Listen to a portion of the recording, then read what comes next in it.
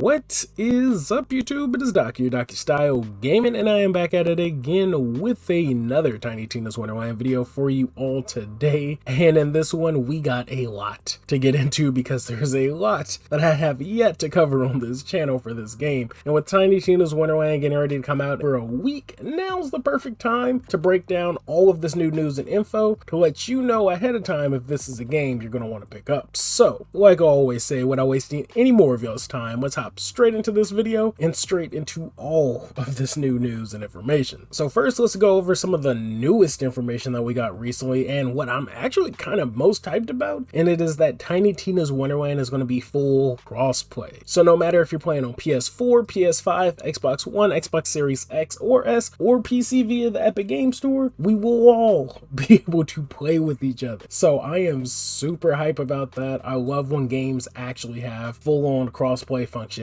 and the fact that it is enabled at launch is super dope. Now, they did say that when you first log into the game, you'll be prompted to enable it. You'll also have to make a crossplay display name using the Shift matchmaking system. They also said that it must be a unique name that's not already in use by another Tiny Tina's Wonderlands player, so you might want to hop on as fast as you can to claim that name. They say that your crossplay display name may also be up to 3 to 16 characters long, must start with the letter, and is limited to A to Z and numbers. They also did say that you will have an option to change your display name on your personal Shift account. So if you don't like the name you have or potentially misspelled it, you can change it at a different time. So on top of online crossplay, there's also local multiplayer split screen console crossplay as well. So if you're playing on PlayStation 5 or Xbox Series X or S, you can still crossplay locally. You'll be able to choose between horizontal or vertical split screen, and you can play with up to 2 players or 4 players. So honestly, that on its own is already super awesome. And again, I'm glad that the game is launching with proper crossplay. Now, moving on to some other information that we got as well these past couple weeks is the global release times for the game. Now, there's a lot of them on the map, so I'm not even going to go into them. I'm just going to post you a picture of the map and you can check and see what times fit your time zone. But taking a quick look at this right here, this is the global release times for consoles, and then we'll take a quick look right now at the global release time for PC. So essentially, if you have pre-ordered the game digitally, these are the time zones that the game will be launching. Now, speaking of pre-order, there is also, of course, the pre-order bonus. If you pre-order anytime before March 25th, which is the launch, of course, you will be able to get the Golden Hero Armor Pack as well. They said for digital pre-orders, the Golden Armor Pack will be delivered via in-game at launch, and for physical pre-orders, the Golden Hero Armor Pack will be delivered via a code in the box for you to redeem in-game. But seeing how dope the new cosmetic system is in Tiny Tina's Wonderland, any new cosmetics that I get to start out in the game with, I am all for. Now, another pretty big piece of content that we got as well these past couple weeks were that we got a look at Tiny Tina's Wonderland Season Pass. We got a trailer showing off the first bit of content that's going to be coming with it, along with some details with it. The Season Pass will be very similar to most other Borderlands Season Passes, where they'll have 4 unique content drops that'll add new bosses and new settings, and then they even said that with the trailer, we're going to be getting a brand new 7th class added to the game as well. And Season Pass owners also get some more brand new cosmetics as well with the Butt Stallion pack, of course. Now, the trailer for the Season Pass gave us our first look at the first content drop, which will be the Mirrors of Mystery. It also gave us an official date for the first drop as well, which will be April 21st. So literally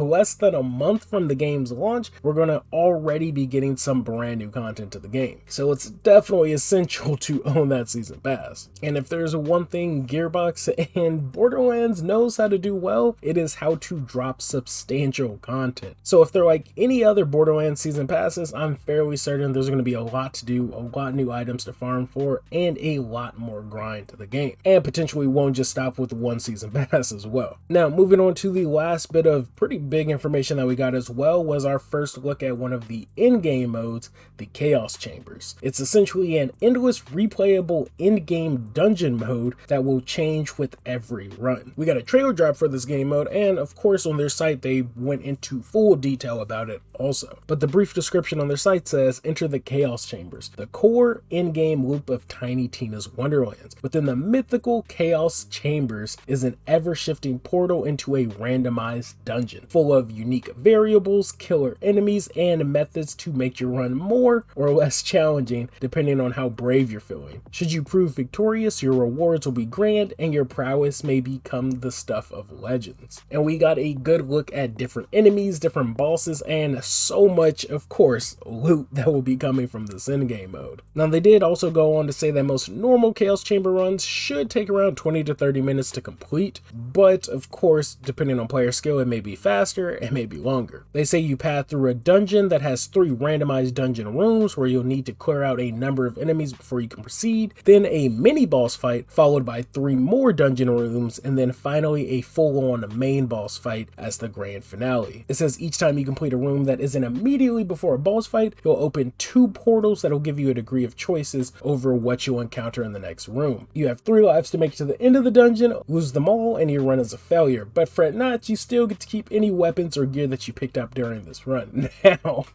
if this sounds familiar, in a sense, this is very somewhat reminiscent of Ascended Towers of Trials is what it's sounding like. Now, the gameplay, of course, is completely different, but the mechanics behind it seems very Towers of Trials and Ascended Towers of Trials from Godfall, which again is another Gearbox published game. But honestly, I'm all for that anyway, so that works for me as well. Now, they go into this game mode in a lot more depth as well, but I'll leave a link to the entire site, so if you want to go through just about everything, they have videos for almost everything, I'll be leaving a link to it in the video description. Now, lastly, they also got some hands-on gameplay with all of the classes and all of their skills as well, and again, I'll be leaving links to those in the video description, but I'll also be breaking them all down individually leading up to the release of Tiny Tina Wonderlands. So with all of that, this should pretty much wrap up just about everything that I've pretty much missed for these past couple weeks covering Tiny Tina's Wonderland. Like I said, there's still a lot more to get into, and most of it I'm going to be breaking down individually on separate videos on the channel. But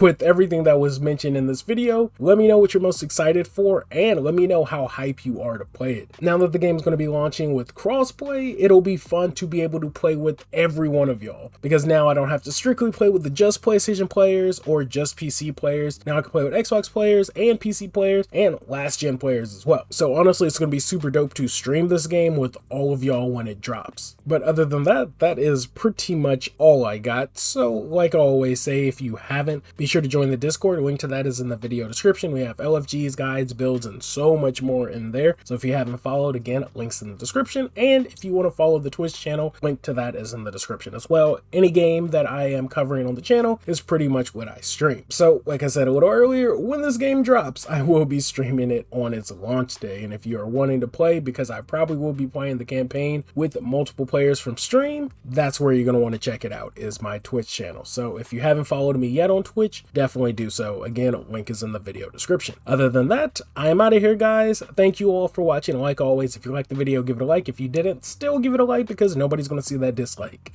Other than that, I'm out of here, guys. Thanks for the love. Thanks for the subs. Peace.